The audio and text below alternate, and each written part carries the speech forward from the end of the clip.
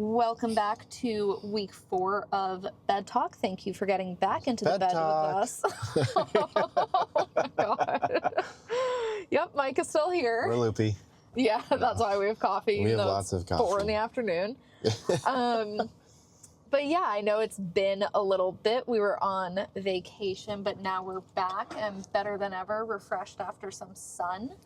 Yeah. So let's talk about life with our R1S. I'm ready to talk more Rivian. Yeah, it's been about a month since we picked up the R1S. Yep. So let's just discuss, I mean, we've gone over aesthetics of it, how it compares to other cars on the road and how it compares to our R1T. Mm-hmm. But now that we've really been able to drive it around, especially you having been the driver of both the R1S and the R1T, Yeah. let's talk about how the ride feel experience is. Yeah, so we are at 1,009 miles per the app. When I think about the ride quality in the R1S compared to the R1T, I think it's so weird, but I think it feels wavy. What do you mean wavy? Like, does that make people can't see sense? my hand motion right now, but I'm kind of doing like a motion of the ocean. Yeah, it feels like it just bounces a little bit more until it eases back out. So if you hit a bump and you're going on the highway, it just feels like it takes longer for the vehicle to settle down versus in the R1T where it hits the bump and then it figures it out a lot quicker. And I think that that's because the difference in the length of the vehicles, where the R1S is a little bit shorter and the R1T is longer, so it takes, I don't know if it just takes a little bit longer to adjust to it, or if it's specifically something about the suspension that it just works better with the R1T's wheel length. Would you say that it's still a smooth wave motion though? I would say it's still smooth. I am kind of curious what it feels like if you were to sit all the way in the back, because we haven't had anyone sit in the back yet, just in like the middle row. Yeah, that's true. We haven't had anyone sit in our third row yet. I will say that I have worked on my laptop in the passenger seat in both the truck and the SUV. And the older I get, I feel like I'm a little more prone to motion sickness. Yep. I have not really felt motion sick in either. So that's good.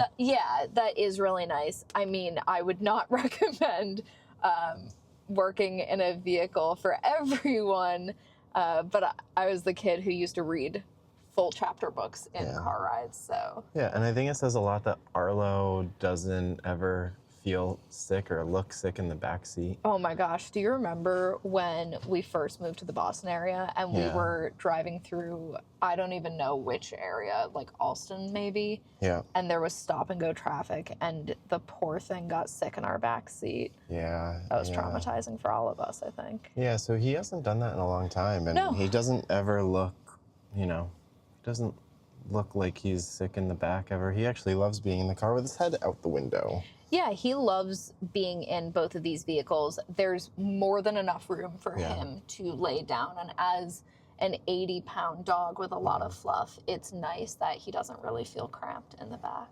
Yeah, and as far as so back to the ride quality, I don't think that I would ever tell anyone like, oh, the R1S, its ride quality is terrible. It's still fantastic, but I think if you are going to Rivian, you should test drive both vehicles and just see what the difference is. Some people are not looking at the truck just because it's a truck, but if you are in between either an R1T or an R1S, I would definitely say go test drive them first because they do feel different. What I would say is that the R1T feels more stable, but it's more difficult to maneuver around, and the R1S has a little bit more of the bounce to it, the wave, and it's easier to maneuver in smaller spaces. Do you know the size difference between the two vehicles? Are the width and length different, or just the length? Just the length, as far as I know. And height, maybe? No, I think the height's the same. Height's the same. Yeah. Okay. Those are all online. Yeah, the specs. Yeah, the specs are online. But yeah, the length is definitely the thing that's probably the reason why the suspension is slightly different. So in terms of the R1S specifically, my question for you is, we have better mileage on this. Is that because we have the tri-motor? Your R1T does not? So no, because the tri-motor would technically be less efficient than the truck. And actually, in comparisons, if you took the same exact models, the R1T does typically do better, but the reason why this one in the R1S is doing better is because of the difference in the wheels. So the all-terrains versus the all-seasons, the tires are definitely going to make the biggest difference with that. Why do tires make a difference? Just because of the different like rolling resistance that they have. Gotcha. So like energy exertion? Yeah, pretty much. What we have on the R1T right now is the snow tires still. And right now with those, I believe we're getting about I want to say we're getting like 1.99 miles per kilowatt hour. And then in the R1S, we're getting 2.19 miles per kilowatt hour. So we're doing better in the R1S. Yeah, I think that's what I appreciate about the R1S is when we drive back and forth from our parents' houses, which are an hour-ish away, we don't really have to fill up at all. No, like easily. And by fill up, I mean charge. Yeah, easily we can make it. And then you can even push it more in the R1S because you have conserve mode. Yeah, like when I drove the Tesla, I felt like I always had to be at 100% when I left, and then when I came back, I'd have to immediately plug in. And I don't feel that way with either of our vehicles, but especially not the SUV. Yeah, and especially because the Tesla was the base model rear-wheel drive that had, you know, it technically had 279 miles. That one was definitely a little bit more of a struggle with going all the way down to our parents' house and then coming back. Yeah, so you're saying that the tri-motor is less... Is energy efficient the right word? Yeah, it's just less efficient because you have 3 motors. So will the quad be even less than that? Yep. Yeah, the more motors that you have, the less efficient it is going to be. Okay. But with something like the tri-motor, they will disengage the rear motor so that you're only using the front motor. That's automatic. Yeah, that'll happen automatically, like on the highway if you're going at a certain speed. So that's why, like, on the highway, typically you'll see around the same energy efficiency, and then what it really comes down to is your tires and then just, like, coefficient of drag of the vehicle itself. Nice. Do you feel like there's a difference with the regen braking in the truck versus the SUV? No, I feel like they both feel the same. How do you feel with the R1S versus the Tesla? I was just going to say, I think this is a lot smoother. And I will give the caveat that I've now been driving an EV a lot longer, so maybe it's just the fact that I've really gotten the hang of regen braking. But I do think this provides a smoother ride feel with that. Well, yeah, and that's what happened when we took John in his test drive. He was just like, it feels so much smoother than my Model X. Which, I mean, for someone that's been driving a Model X for a long time, and he started with an original Model S. So, like, for him to say that the regen braking feels, like, really smooth, I think that speaks a big volume. Yeah, I think regen braking is something that, for me, was not inherently natural because I've been so used to driving with 2 pedals. Yeah. But the regen, I remember the first time you had me drive the Tesla, and it was rough. Like, it very much felt like stop and go. You felt like an Uber driver. Yeah. But even once I got the hang of it in the Tesla, I still felt like it was a little choppy. Even if it was just me in the driver's seat, it was still kind of like, I don't know. I wish this was smoother braking. This, I have not once felt like I'm being jolted back and forth. It does a really good job. And I have a tangent that I would love to go off on. Oh boy. I'm usually the tangential one. I know. Well, lay it on me. So someone that is new to EVs, they just got a Honda Prologue, and I was asking them I've never even heard of that. It's just Honda's electric vehicle that GM made, but they put Honda packaging on it. Is it an SUV? It's an SUV. Okay. I'm asking this person all of these questions, and I'm like, so do you have one pedal driving on? And he's like, no, like, I don't get the point of it. It's dumb. And this is not the first person that's told me this. Wait, like, it's an option not to do one pedal driving? Yeah, EVs? you don't have to do one pedal driving. Well, this is news. This is news to you. You thought, oh, I have to do this. Rivian news. No, like you can, like in certain vehicles, you can take it off. Oh. But like, why would you do that? It's so convenient and so comfortable to keep your foot on one pedal. Yeah. Yeah. And then, like, it just frustrates me so much because people are so unwilling to change, even though it's for the better. That's my tangent. Unwilling to change. Me last week sounding so incredibly ancient when I was like, no, I don't like using self-drive in traffic. No, I don't want to add these extra things. Honestly, people. Like there's reasons why they've created these things. It's because typically they do actually work a lot better, and it just feels so much better, and it's less fatiguing. I actually think that one pedal driving for those with mobility issues might be easier. Like, I know that people who have experienced strokes and have motor loss on one side of their bodies can have modifications in their cars to make it easier for them to drive. Okay. So perhaps that the one pedal driving can be a benefit to them. Speaking of similar things to that, Jerry Rig Everything, he's a YouTuber. Okay. I thought you were just telling me to jerry rig everything. And I was like, I barely know how to do half of the things that this car can do. What do you mean? Well, anyways, his wife is the one, she is paraplegic, and she drives, using different... Yeah. Yep. And getting in and out of vehicles is difficult. Well, they put up a video about her trying out the R1S and, just saying like, oh, well, these are the things that I think are good with it, because they were just testing out to see if she would enjoy driving it as a daily driver. What do they have now? Do you know? I don't know what I think she drives a Tesla. I want to say she drives a Model X. Okay. So that's the SUV.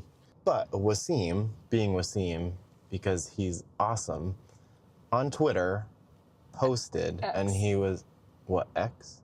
Twitter. Oh, we call it Twitter. Yeah. It's still Twitter. It's terrible. So on Twitter, Wasim posted, and he's like, well, I think that we can make some of the improvements that you were talking about in the video, like being able to lower the car even more. I was just going to say it doesn't kneel nearly enough for me. Yes, he is the man, because he's actually taking so many people's words and actually doing something about it. And Man of the people. That's what I absolutely love about him. So basically he said, we should make kneel mode easier to access it in the vehicle, but also in the mobile app as well, and provide the option to go lower. Hear, hear. Preach. Preach. So we have had this car for a little over a month, around a month. Yep. And then we've had the R1T since August. Yeah. And the Tesla we had in September of 2023. So how do you think that our lifestyle habits have changed for better or for worse since we've incorporated electric vehicles into our lives? Well, I feel like, I mean, for the better, we never have to go to gas stations anymore. That's really nice. Just being able to plug in our vehicle at the end of the day, like you plug in your phone at night, and the next day you have a full tank of gas, you could say. And we only have one charger, so typically we just keep like swapping depending on what we're doing the next day. And then over the weekend, we're typically together, so we'll charge one all the way up if we're going somewhere far away. And it's pretty easy, seamless. How do you feel about that setup? The charging situation that we have? Yeah, we're really lucky that our apartment complex has EV spots, and that we pay a flat rate every month for the spot. We aren't charged based on how much we are charging. Yeah. So I think that has made the transition a lot easier for us. I think, again, and this is something we've talked about on the podcast, being in or just outside of a major city, Boston, has made the transition to EV much, much easier for us. I think that it's interesting because Tesla is an older company than Rivian, but also it's much more mainstream now. There are more models on the road.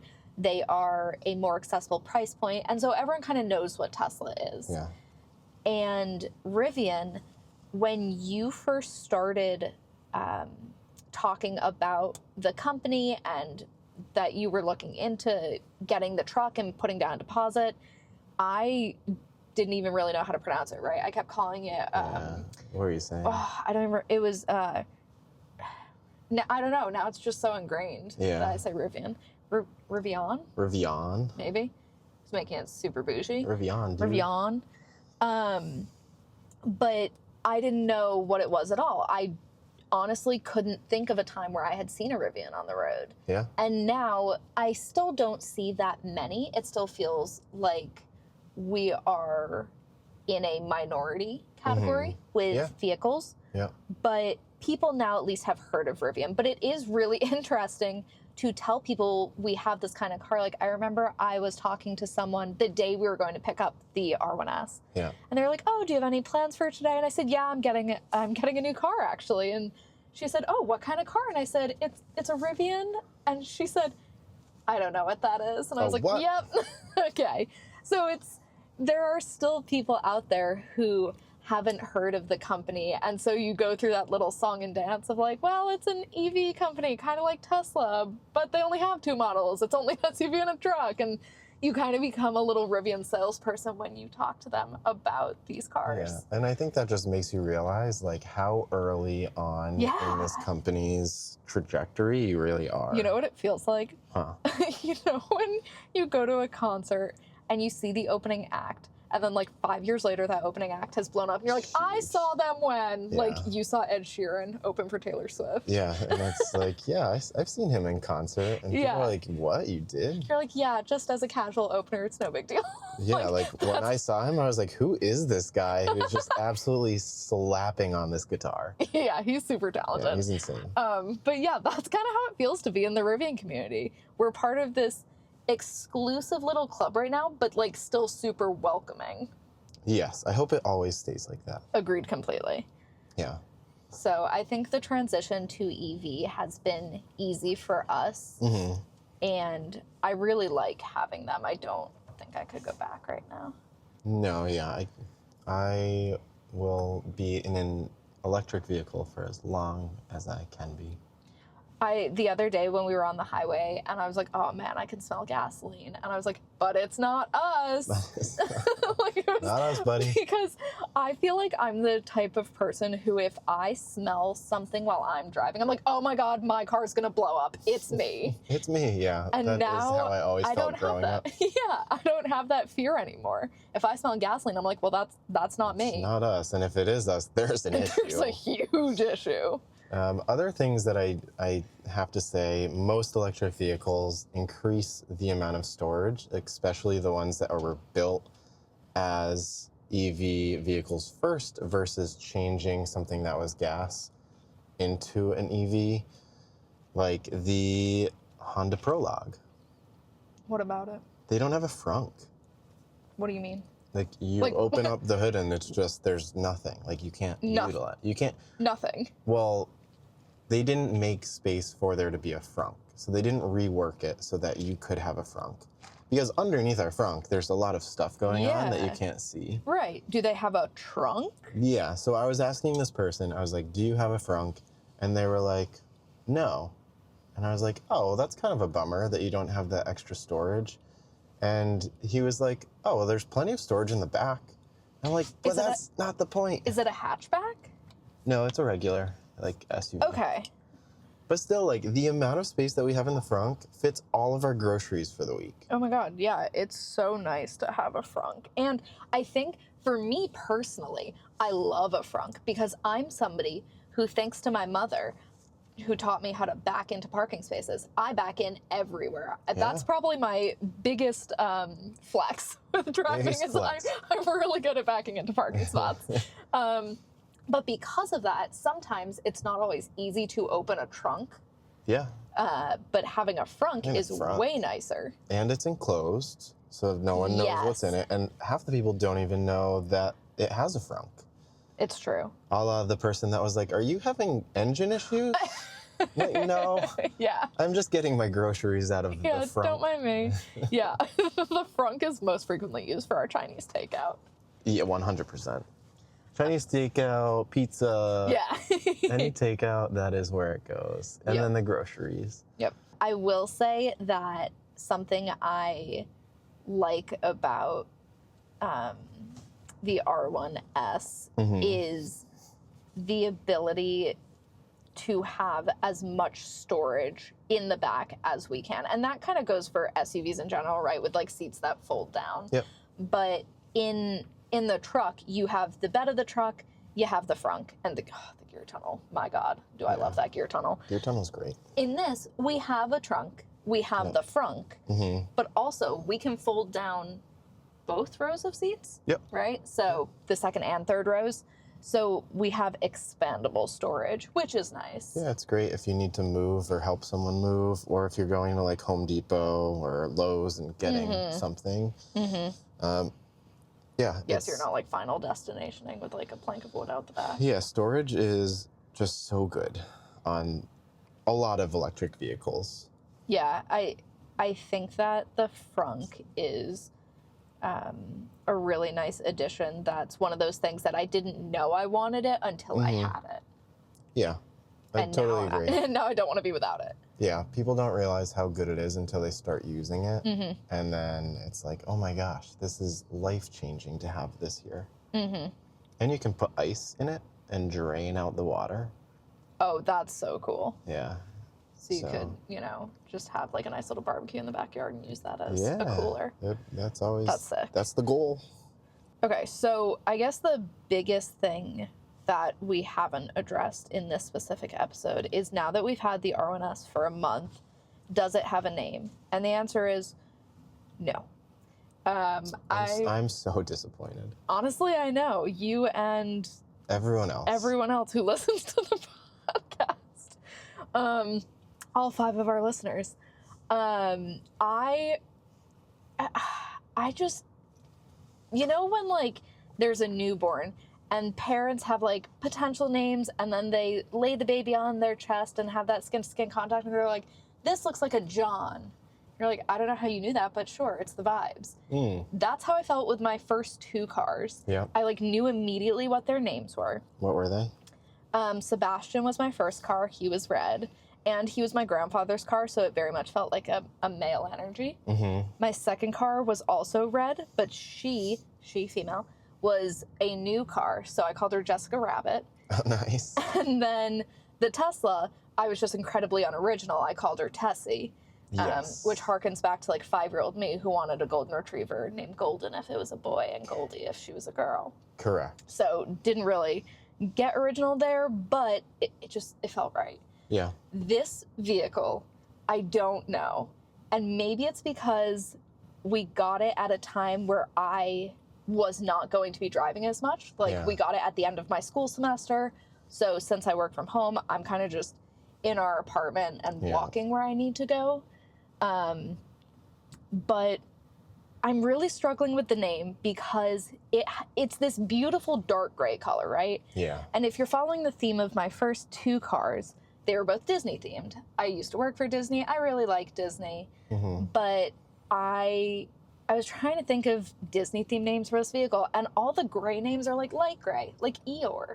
Yeah. It doesn't fit. It doesn't go with, I mean, Eeyore could go with it because of the headlights. It's cutesy.